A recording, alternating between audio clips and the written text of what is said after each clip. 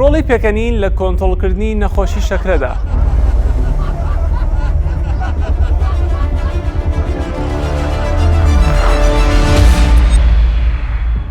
پێغەمبەرمان محەممەد صلی الله عليه وسلم دەفەرمێت زەردەخەنە بەڕووی خەڵکیدا چاکەیەکی گەورەیە.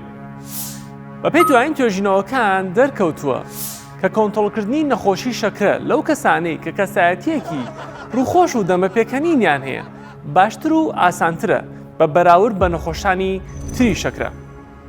بیرۆکەی کاریگەری پێکەنین لەسەر شەکرە دەگەڕێتەوە بۆ توێژەرێک بە ناوی دکتۆر دەیڤید گرین لە زانکۆی نۆرتەرن کۆلۆرادۆ لە ئەمریکا لە پاشەوەی سەرنجی ئەوەی داوە دۆخی شەکرە لە نەخۆشدا جیاواز بووە بە پێی جیاوازی ئاسی ڕووخۆشی و دۆخی دەرونیان.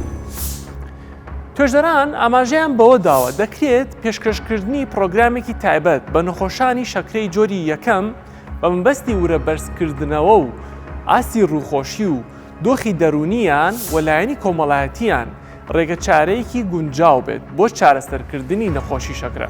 نوکتە و پێکەنین و قسەی خۆش کاریگەریەکی باشی هەیە لەسەر هەستی باوەڕ بەخۆبوون لایەنی دەرونی و لایەنی کۆمەڵایەتی و هەروە ڕەوینەوەی خەمۆکی و نیگەرانی کە هەموو ئەمانە ڕۆڵێکی باش دەبینن لە کۆنتڕۆڵکردنی نەخۆشی شەکرەدا.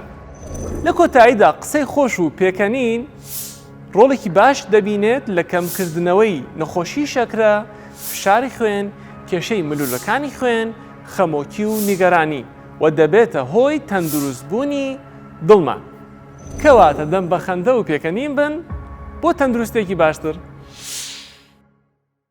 سمارت وەرچەرخانە.